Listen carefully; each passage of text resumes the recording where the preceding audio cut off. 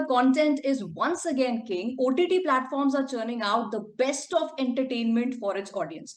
और इसी लिस्ट में Amazon Mini TV की अपकमिंग सीरीज दिल लॉजिकल भी शामिल होने जा रही है, जिसके बारे में बात करने के लिए the beautiful, handsome and talented bunch of lead actors इस वक्त हमारे साथ है। ढेर सारी बातें इनसे करेंगे, बट सबसे पहले नुपुर, प्रियांक एंड अंशुमन, बहुत बहुत स्वागत है आपका पंजाब केसरी नवोदय टाइम्स में।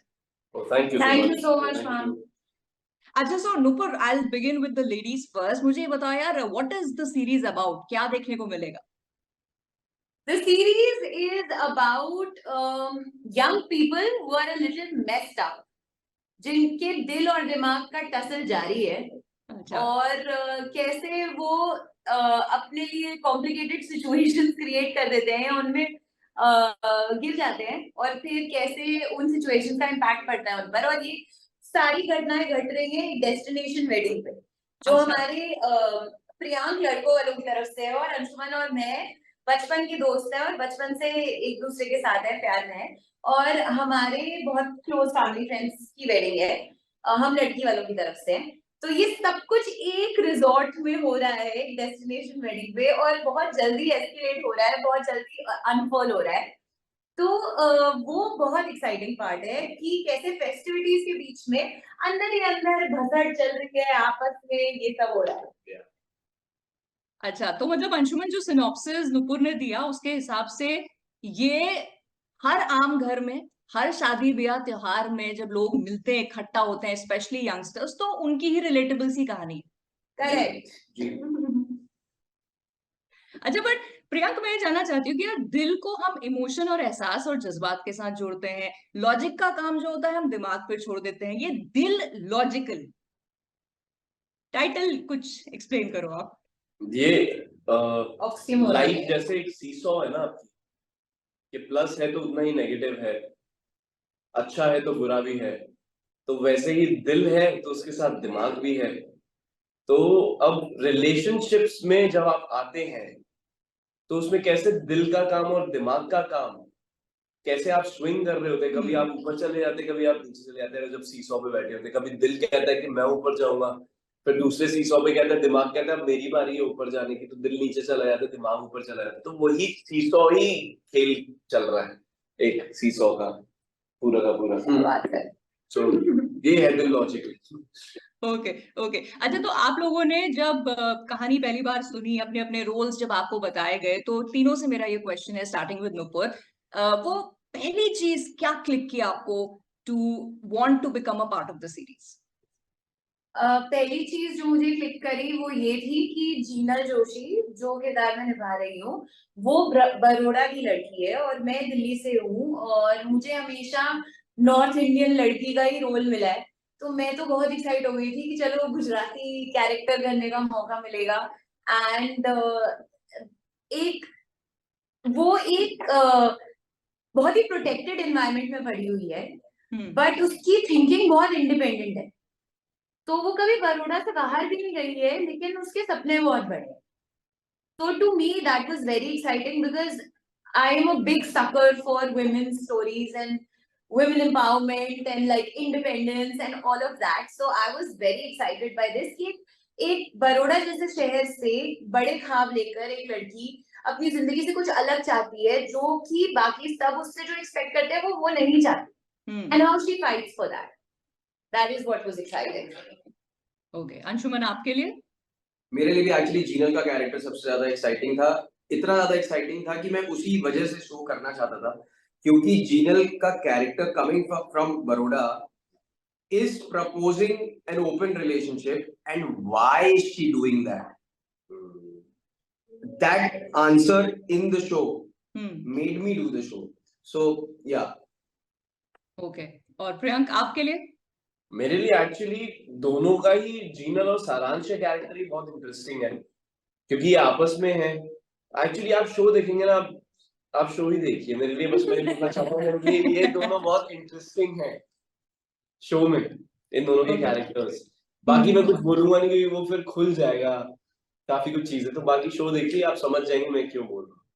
ओके, बट आपके जो किरदार है, जैसे कि नुपुर ने तो बता दिया कि उनके लिए हाँ कहने का रीजन ही उनका रोल, उनका कैरेक्टर बन गया, अंशुमन एंड प्रियंक, आपके जो कैरेक्टर्स हैं वो क्या हैं, किस तरह के ट्रेट्स हैं, कैसे इंसान है? सारांश का कैरेक्टर, उसकी 3 प्रायोरिटीज है लाइफ में, काम, जीनल और फैमिली। ओके। तो वो उतना सिंपल आदमी है, यूएस चला गया है पढ़ने के लिए, 4 साल वहां पढ़ाई करी है, अब उसकी नौकरी लग गई है, अब वो वापस आ रहा है अपनी लॉन्ग टाइम गर्लफ्रेंड को प्रपोज करने के लिए और एक सरप्राइज देने के लिए।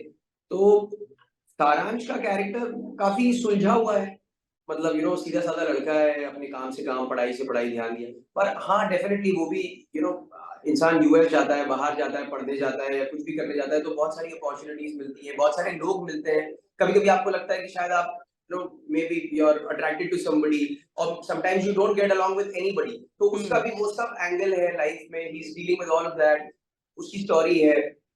Yeah, that's he's like a simple boy but he's like the perfect boy, like the blue-eyed boy। अच्छा, मतलब हर बंदा चाहेगा कि उसका बेटा दामाद सारांश जैसा हो। अच्छा, all green flags.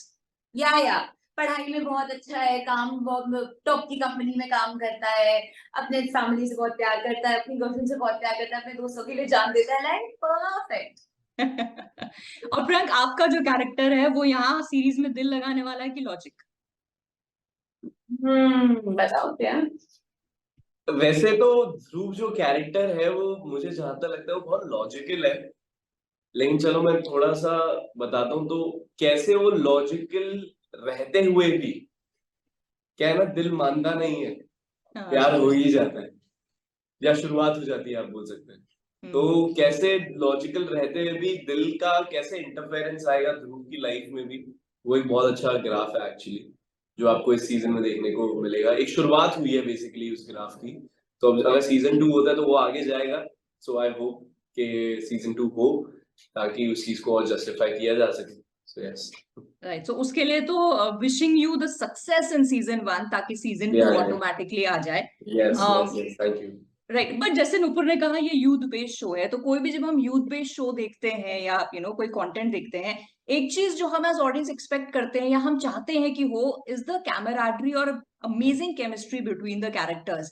So I am expecting and hopping कि आप लोगों के कैरेक्टर्स के बीच में और बाकी भी जो यंगस्टर्स होंगे, एक बहुत हमें अच्छी खूबसूरत केमिस्ट्री देखने के लिए मिलेगी। But I want to ask about the chemistry of screen, जब आप लोग पहली बार मिले एक दूसरे से, सो हु क्लिक्ड फर्स्ट, या फिर कोई आइस ब्रेकर था, या इमिडिएटली ऐसा हो गया कि यार हम तो बरसों से पिछड़े हुए दोस्त हैं? कैसा रहा Nupur?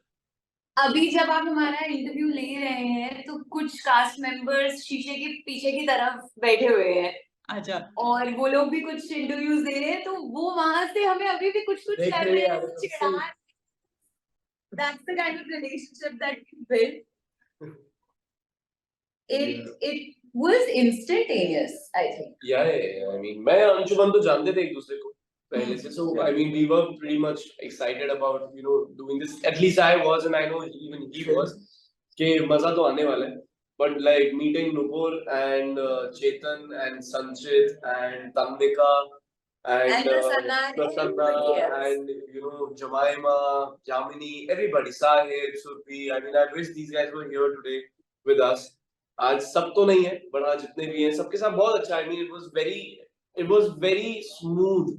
It was just flowing. It was just flowing. Start organically, बहुत अच्छे से relationships बने, off camera also, on camera also. On camera तो खैर audience decide करेंगे, but off camera it was, I think, हाँ, हमारे producers बहुत परेशान हो रहे थे हमसे, they were like, ध्यान दो, मत कम करो।